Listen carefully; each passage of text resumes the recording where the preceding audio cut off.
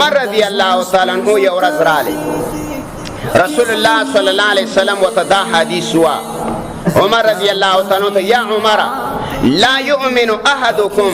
حتى اكون احب اليه من والده وولده والناس اجمعين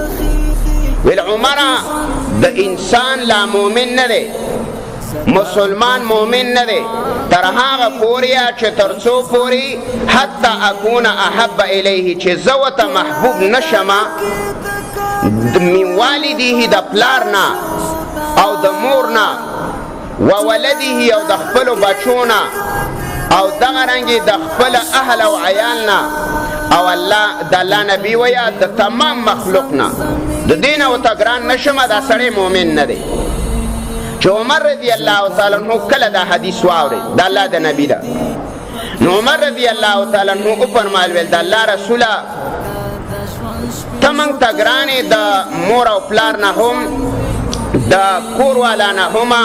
د بچو نه هم خو د دې ځان مسله پکې ګرانه ده لکه خامخا فطرتي طور انسان ته ځان ګران نوې د ځان نه راته نه ګران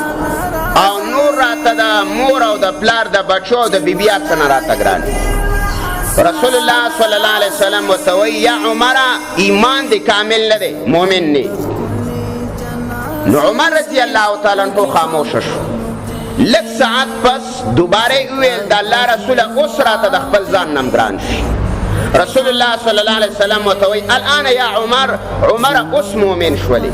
صحیح مؤمن وسو